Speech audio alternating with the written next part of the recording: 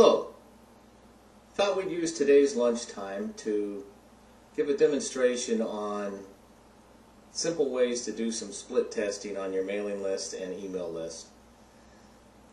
The fancy name for this is called multivariate testing. Most people refer to it as either an A-B test or an A-B-C split test, where you test different variables of your mail piece or your mail plan or your list to see which works best. The idea being, find something that works and then use that as your control and continue to use it on future campaigns, and then test and tweak and try to improve elements of it with each campaign. So today's demonstration involves some ham and cheese sandwiches, which will be my lunch today. We're going to pretend that this bun represents a mailing list of 20,000 names. And we know from past history that our customers really like ham on their sandwiches. So maybe you've been mailing for a while just ham sandwiches.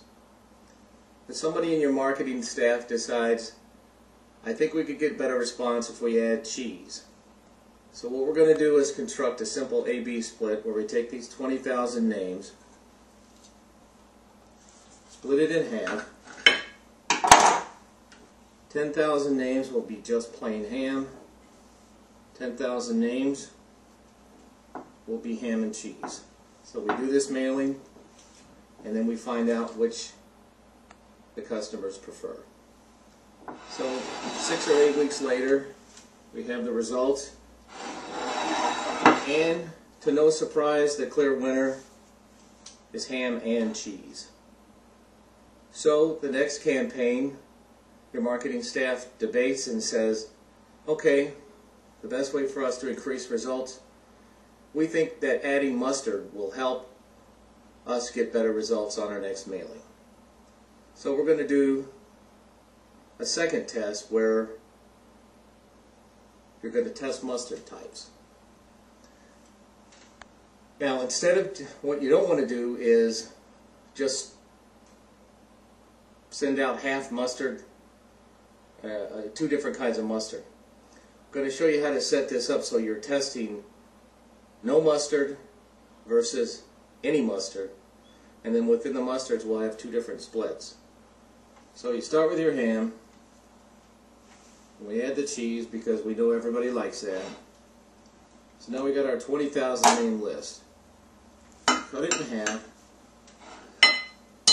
10,000 names over here, ham and cheese, no mustard.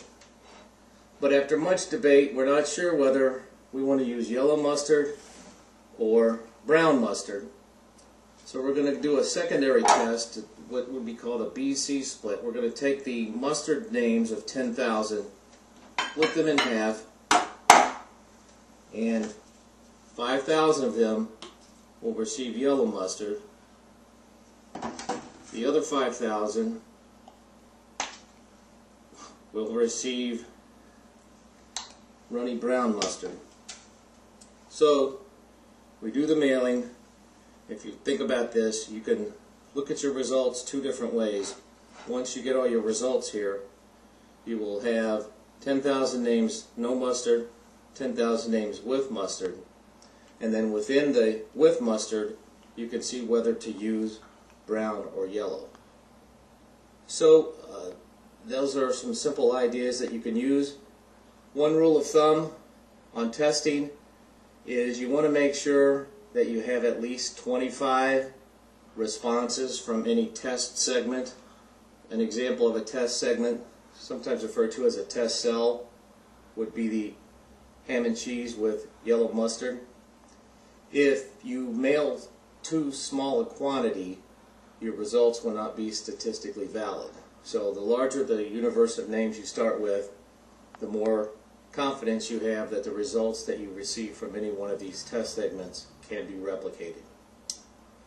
So anyway, that is all for today. Good luck with your mailing.